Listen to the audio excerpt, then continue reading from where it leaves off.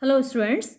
Today we are going to study a poem composed by Donne. The title of the poem is Present in Absence. Let us start. Absence, hear thou my protestation against thy strength, distance, and length. Do what thou canst for alteration. For hearts of truest metal, absence doth join and time doth settle. Absence, hear thou my protestation. The poet is addressing absence as if it were a person standing in front of him. So the poem begins with the figure of speech apostrophe. Absence, hear thou. Thou means you. My protestation. You listen to my protestation, to my opposition, to my confrontation. Means I am challenging you. Listen to me. I am challenging you. I am opposing you. I am standing strongly against you, against thy strength, your strength, power. I am standing strongly against your power, your distance and length. These are the weapons of absence. When some of your beloved one is absent, he is away from you. He or she is at a distance, at a length from you. So these are the weapons of absence. Absence has been personified here, and at the same time here is the figure of speech apostrophe because the poet is directly addressing absence like a human being. So against the weapons of this absence, against the power, the distance and length of absence, the poet is standing strongly. The poet is opposing absence strongly. Do what thou canst for alteration. Do what you can. Thou, you, canst, can. For alteration, for change. You can do your best. Whatsoever you can do, you can try. For alteration, for changing my love for my beloved, you can try your best. Whatsoever is possible, whatsoever is within thy capabilities, you can try, you can do, but you cannot change my love for my beloved. Alteration, change. So you can try your best for changing my love for my beloved, but you will not be successful. Why? He gives the reason. For hearts of truest metal, absence doth join and time doth settle. For hearts of truest metal. Metal means the capability of somebody for coping with difficult situations. You can say resilience. You can say determination. So the hearts that are made of this determination, the hearts that have firm determination, that have resilience, that are full of resilience, for those hearts, the hearts that are firm, that are constant, for those hearts, absence doth join. Those hearts are joined by absence. You see, here is a type of contrast. This sentence has a touch of oxymoron. Absence doth join. So even when they are absent, they are away from each other, they are joined, they are together. They may be physically away from each other, but they are together. And time doth settle. Time stops for them. Again, this sentence also has a touch of oxymoron. Although time doesn't stop for anybody, time doesn't settle for anybody, but the poet says, for the hearts of truest metal, time that doth settle, absence doth join. So even the impossible things happen in the life of those people who are made of true metal. So, whose determination is true, who are sincere in their feelings, who are sincere in their affections, for them, time doesn't matter. Time doth settle. It means their love remains the same, their affection remains the same with the passage of time. Time can't change their feelings. Their feelings remain constant. Who loves a mistress of such quality, his mind hath found affection's ground beyond time, place, and all mortality. To hearts that cannot vary, absence is present, time doth tarry. Who loves a mistress of such quality?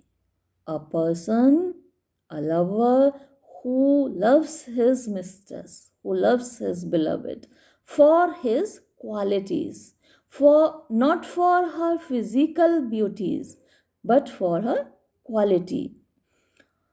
His mind hath found affection's ground. The mind, the intellect of such lover, of such a person, finds a solid ground for his affection. When the ground is solid, when the foundation is solid, the building will also be solid. So, the building of his love is grounded on a solid foundation because he loves his beloved for her qualities, not for her physical beauty. Because physical beauty is destroyed with the passage of time. Physical beauty changes with the passage of time, but qualities remain the same. So, if the foundation, if the basis of love is quality, character, then the love is sincere. The foundation of love is solid. It cannot be destroyed.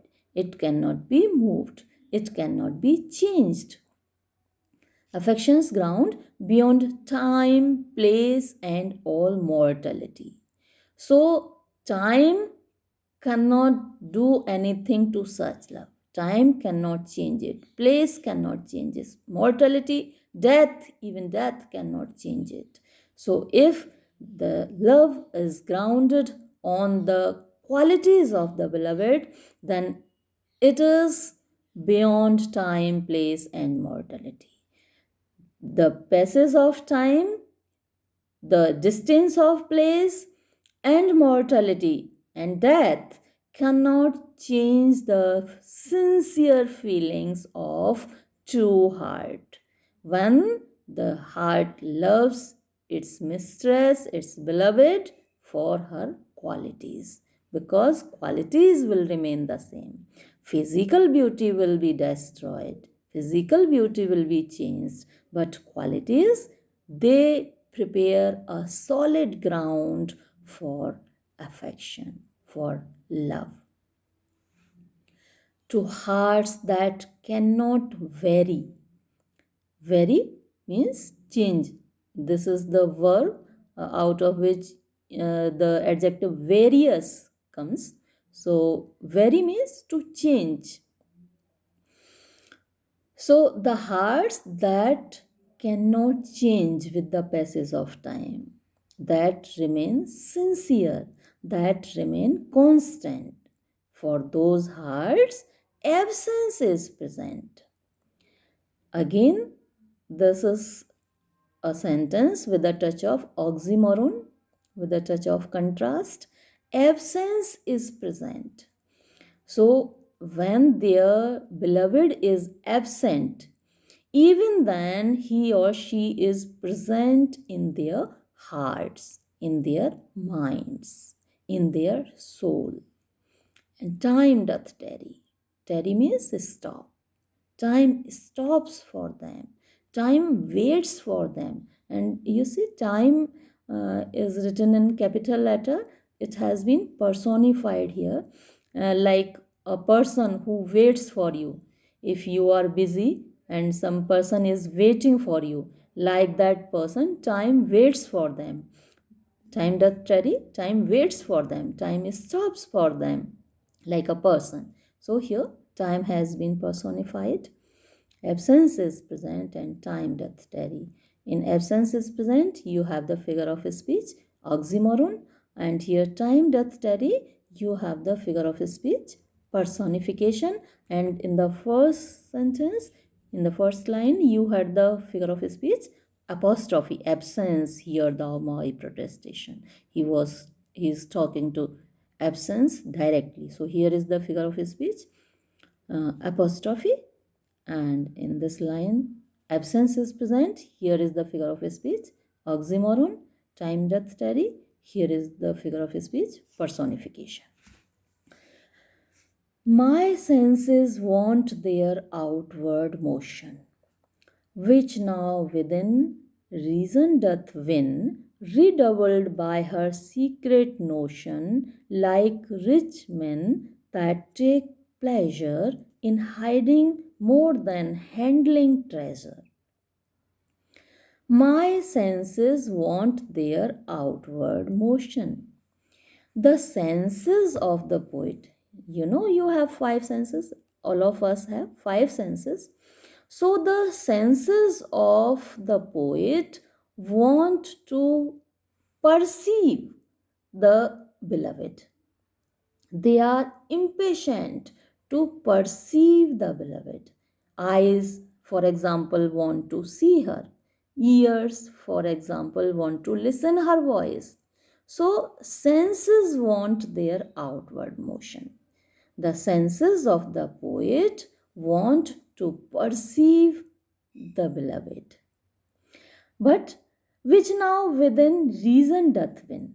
But now they are under the control of reason. They are under the control of the intellect. They are under the control, under the command of the brain, which now within reason doth win. So reason means intellect has won over. Doth means does. So, reason has got a command over my senses. Although my senses want to perceive the beloved, my senses want to perceive my beloved, but my intellect, my brain has got command over my senses, has got control over my senses. So, now my senses are within the command of my reason, within the command of my brain, within the command of my intellect, redoubled by her secret notion. Now his senses are within the control of his reason, within the control of his mind, and his happiness has been redoubled, has been multiplied by her secret notion. Notion, thought, secret, hidden. So the hidden thoughts of his beloved multiply, redouble, multiply the happiness of the poet. She is within his mind, within his intellect, within his soul, within his heart. So this thought of possessing her secretly within the mind, within the heart, multiplies his happiness. Like rich men, the happiness of the poet is multiplied like those rich people that take pleasure in hiding more than handling treasure. So there are some rich people who don't like to handle treasure, means they don't like to display their treasure. They don't like to show their riches, their money. They like to hide their riches. They like to hide their money from the eyes of others.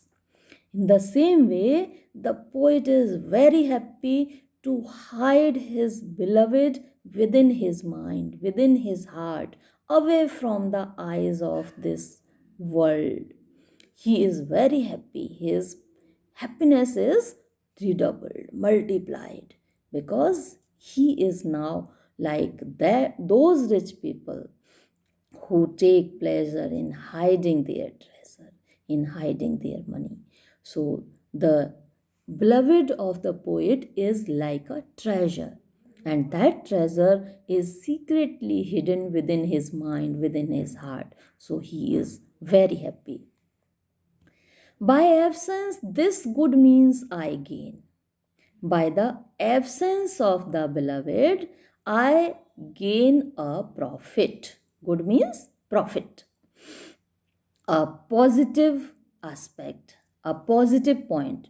There is a very positive point of the absence of the beloved. And now, what is that positive point? The positive point is that